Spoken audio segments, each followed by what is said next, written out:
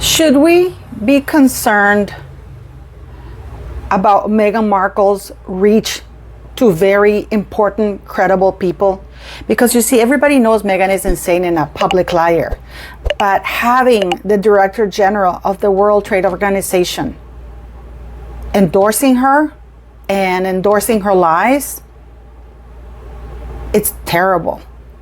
And if you want to find out what happened during that event, please stay here, because it's not what it looked like from the outside and what is being presented.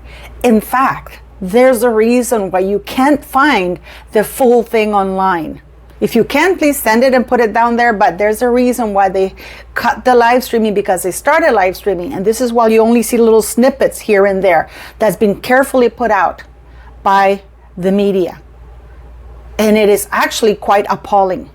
It is actually quite appalling that the Director General of the World Trade Organization did not do her homework. Because Meghan, when she went to New York, remember that fake visit that they did to New York UN's headquarters? When they met with the US ambassador to the United Nations, because Meghan Markle got her private email, because this is what Meghan Markle does, gets their private, confidential details and just goes for it. And then always she starts from Prince Harry. So what she did when she went to the UN, because she couldn't get the UN General's, the Secretary General's number, she got as many numbers as she could. So she got this lady's phone number and her personal details once she was there, because already she had credibility for meeting with the UN, with the US ambassador to the UN. And what has she done? You're not going to believe it. But at the end of the day, because she's such a fraud, the ladies at the meeting complain. But the worst part of it all is that for being such a powerful moment, they're refusing to present the whole live stream.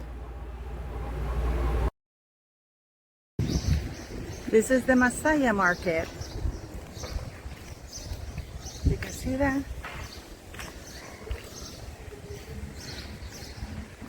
Come to see, because I want to buy the ladies at the school a little gift. So, isn't it pretty though, guys? It's very early. It's almost 10 here, but it's early for them.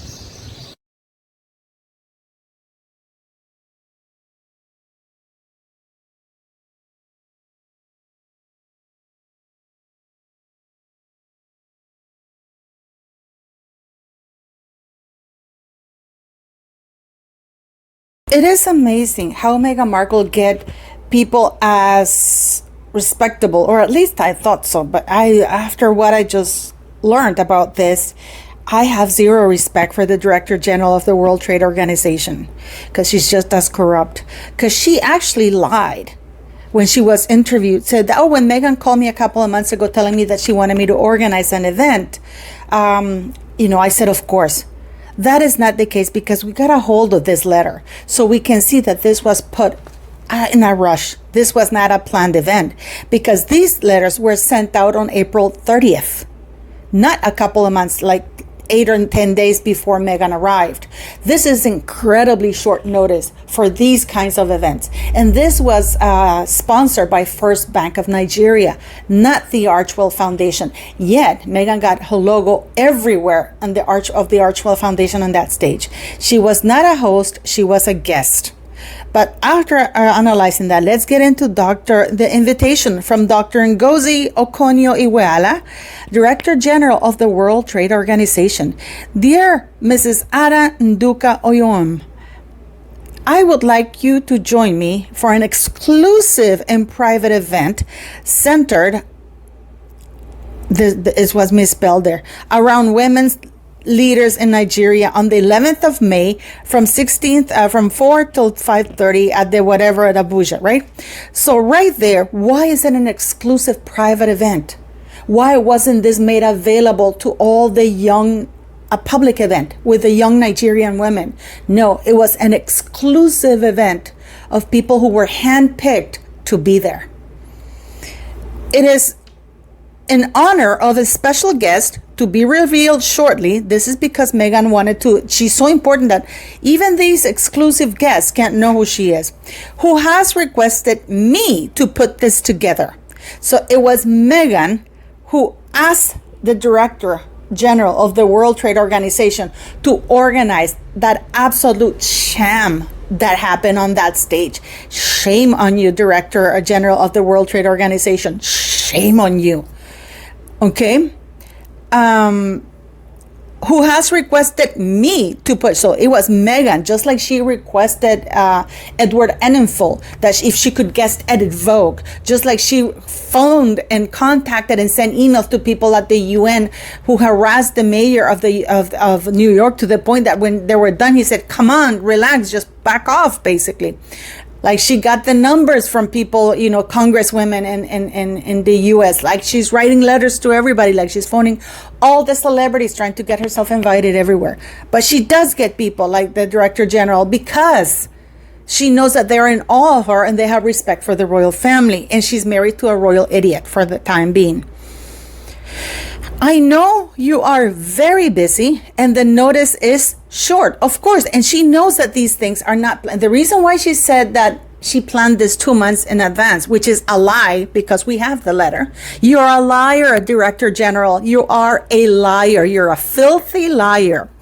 It is, but I sincerely hope that you can make it. This is why the Director General went and said, oh, you know, when Meghan told me a couple months ago that she wanted me to do something, I did this. That is not the case. Even the Director General was contacted very late because Meghan didn't trust her to keep it quiet. And, you know, she needs people to get things done because she needs to exert her power over people. So she has the Director General of the World Trade Organization taking her time off instead of doing her job to set up a phony women leadership to give Meghan a platform so she can add it to her CV. Based on the lies that Meghan is not even 43% Nigerian. Meghan is not Nigerian at all. But nobody on that stage bother to verify that because they all know on that stage that she's lying, that there's absolutely, it is a mathematical impossibility for Meghan to be 43% Nigerian. The event will be for a limited number of women leaders only, of which you are one. Okay, so look at this. This is how the whole trip was. It was controlled. It was people who were invited. Even the crowds were controlled. Were people, government employees, who, by the way, most of these government employees, they're told to go there and behave in a certain way, otherwise they lose their jobs.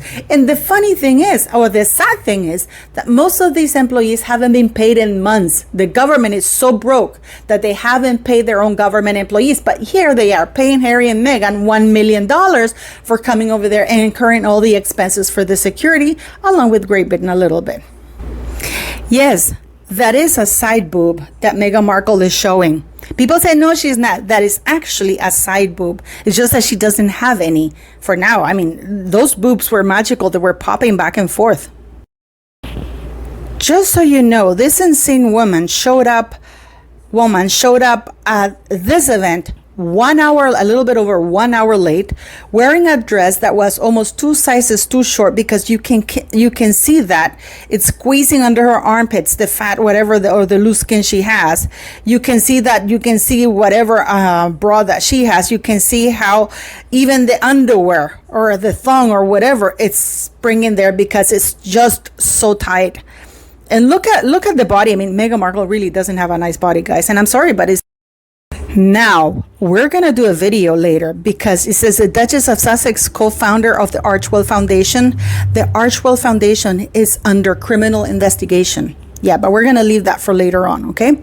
So here we have the Duchess of Sussex, co-founder, the Archewell Foundation. This is actually what really happened during that stream that you were seeing, that meeting, that leadership for women that you saw there, because this is why you don't get to hear it. You only get little snippets here and there, and that's only when Meghan Markle was talking, not of the response of the things that actually did happen. The Women in Leadership panel in Nigeria witnessed an unprecedented display of defiance and rejection as Duchess Meghan faced a humiliating public rebuke from Dr. Ngozi Okonjo-Iweala, Director General, she's a liar, of the World Trade Organization. The event, initially envisioned as a platform for promoting female empowerment, transformed into a stage for exposing the Duchess's shallow understanding of the issues facing Nigerian women. The tension was palpable from the moment Meghan took the stage. Dressed in a vibrant red maxi dress, she exuded an air of confidence that quickly evaporated as Dr. Okonjo-Iweala began her opening remarks. With unwavering resolve, the doctor addressed the audience, emphasizing the need for genuine commitment and understanding before engaging in discussion about women's empowerment. Her words resonated deeply with the audience, who had grown increasingly skeptical of Meghan's involvement in the event. As the panel discussion commenced, Dr. Okonjo-Iweala systematically dismantled each point raised by Meghan, exposing the inconsistencies in her claims and highlighting her lack of understanding of the Nigerian context. The audience, initially captivated by Meghan's celebrity status, began to see through the facade, recognizing her shallow understanding of the issues facing Nigerian women. One particularly poignant moment occurred when Meghan attempted to speak about the importance of representation. Dr. Okonjo countered by highlighting the countless Nigerian women who have been leading the charge for change for decades without the need for international recognition. The audience erupted in applause, recognizing the truth in Dr. Iweala's words. As the discussion progressed, the atmosphere in the room grew thick with disapproval. The doctor's sharp retorts and undeniable evidence left Meghan flustered and speechless. The carefully crafted image of a champion for women's empowerment crumbled under Dr. Iweala's scrutiny. The event concluded with a resounding rejection of Meghan's presence. Dr. Okonjo-Iweala's powerful closing statement emphasizing the need for genuine commitment and understanding before engaging in discussions about women's empowerment resonated deeply with the audience. The humiliation faced by Meghan at the Women in Leadership panel serves as a stark reminder that celebrity status and carefully crafted public personas cannot mask a lack of substance and genuine understanding.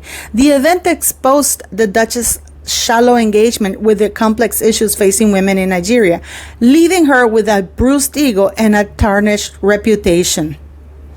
The hashtag #NoReceptionForTraitors quickly gained traction on social media, reflecting the widespread disapproval of Meghan's involvement in the event. The incident serves as a cautionary tale for celebrities seeking to leverage social causes for personal gain, highlighting the importance of genuine engagement and understanding before attempting to champion complex causes. This was a very exclusive and hand-picked event. And even then, these ladies were less than impressed with Meghan Markle. Unfortunately for the Director General of the World Trade Organization, I know what you're saying. Hooray, hooray! She humiliated Meghan. No. Meghan Markle doesn't see it that way, because you see, this little shindig is going to be pretty soon in her CV if it's not there already.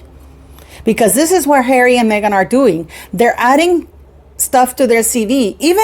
Do you think that Meghan cared that these ladies were bored and unhappy and that they were like, why are we even here? The only reason why they were there is because the Director General of the World Trade Organization invited them, and she made them feel special.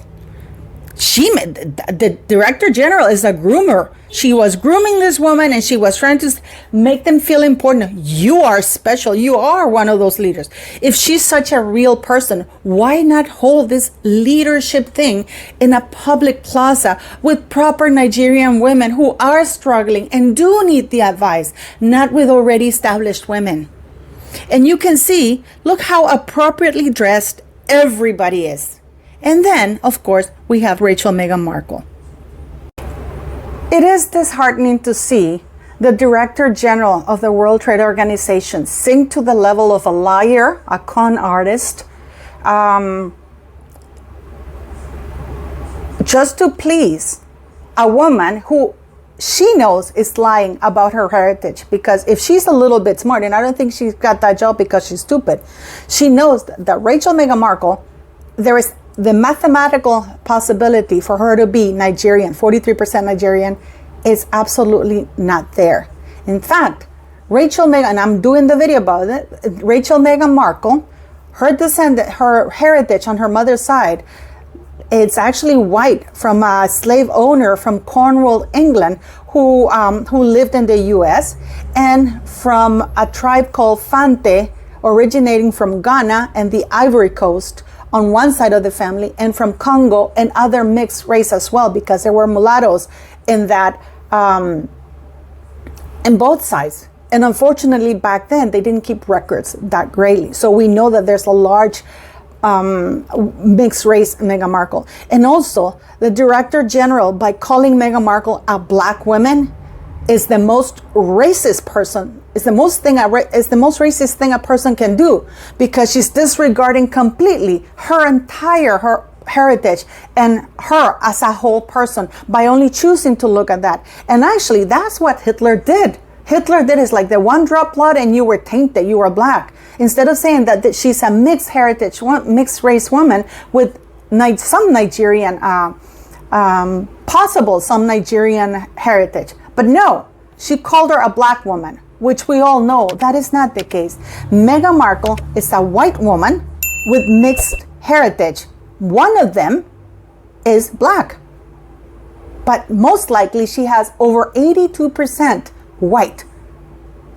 And unfortunately, Meghan refuses to present the DNA test. And she sat on that stage. And to this day, because it was 2 years ago when she made that lie up about her being 43% Nigerian, her actual thing. And when the lady asked her, which tribe are you from? Oh, I'm just looking into it. 2 years later, she still doesn't have that answer.